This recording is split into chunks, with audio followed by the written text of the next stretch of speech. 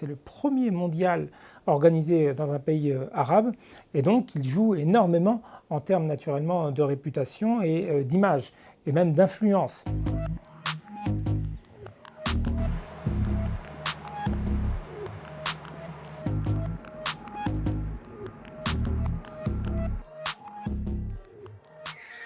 Effectivement, deux grandes critiques qu'il faut adresser à l'endroit du Qatar et à cette Coupe du Monde, c'est la condition déplorable des ouvriers et l'exubérance, voire l'aberration écologique de ce mondial.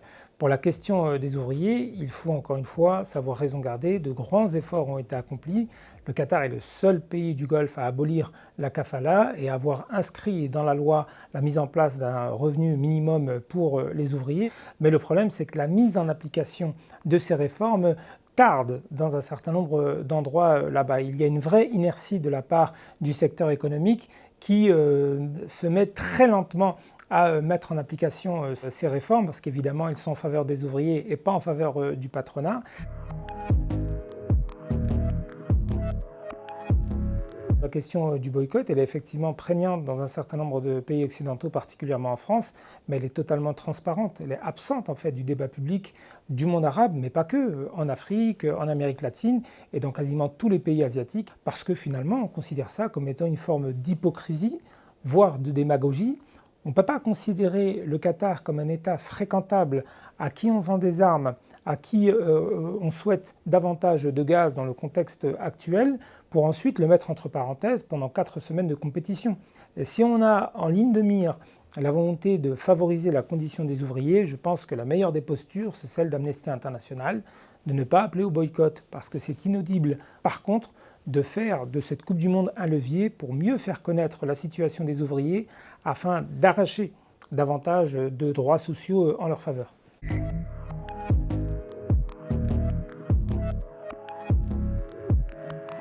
C'est vrai que les opérations coup de poing d'un certain nombre d'activistes, que ce soit du climat ou des milieux LGBT, est très craint ont lieu au Qatar. Donc le Qatar, ce qu'il fait, c'est qu'il essaie évidemment de former ses forces de police à être dans une, si vous voulez, relation douce par rapport à ces éventuelles expressions publiques, parce qu'on sait que ça va être filmé, que ça va être répercuté mondialement. Ça ne veut pas dire que, en fonction de l'actualité, ça peut très vite déraper pour un oui ou pour un non, et finalement parasiter un petit peu cette Coupe du Monde au niveau média. C'est de cela, je pense, dont les autorités ont le plus peur.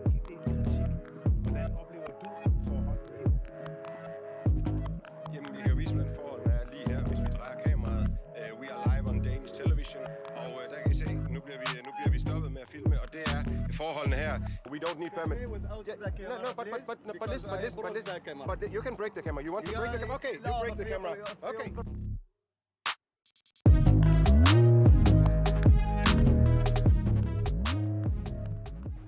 Depuis le départ, le Qatar a présenté sa Coupe du Monde comme étant non pas la Coupe du Monde du Qatar, mais la Coupe du Monde de tous les Arabes. Par exemple, lorsque l'émir Hamad reçoit le ballon symboliquement des mains de Vladimir Poutine à l'issue du tournoi en 2018, il déclare « Maintenant, la Coupe du Monde en Russie est terminée, place à la Coupe du Monde de tous les Arabes ». Il veut montrer à l'humanité que ce pays arabe est en capacité d'organiser un événement festif d'ampleur planétaire, la première de l'histoire, parce qu'il faut rappeler que c'est le premier mondial organisé dans un pays arabe, et puis c'est d'une certaine manière la consécration de toute cette politique de soft power adoptée par les autorités depuis maintenant près d'une trentaine d'années. On voit bien comment le sport peut faire connaître un pays, comment il peut le sortir de l'anonymat, et ça les autorités du Qatar en ont éminemment besoin, parce que cette influence, cette reconnaissance permet une influence, laquelle influence permet de se poser sur la carte, mais même de se protéger vis-à-vis de ses voisins.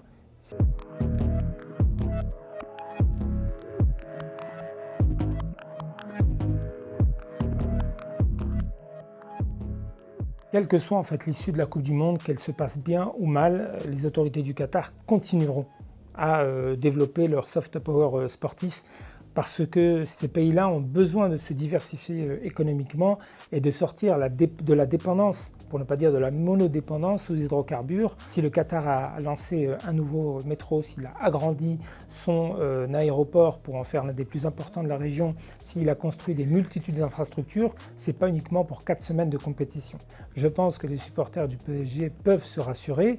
L'investissement du Qatar dans le club parisien répond à des objectifs stratégiques de long terme et je ne vois pas par exemple le Qatar arrêter son financement du club de la capitale dans les prochains mois ou juste après la Coupe du Monde.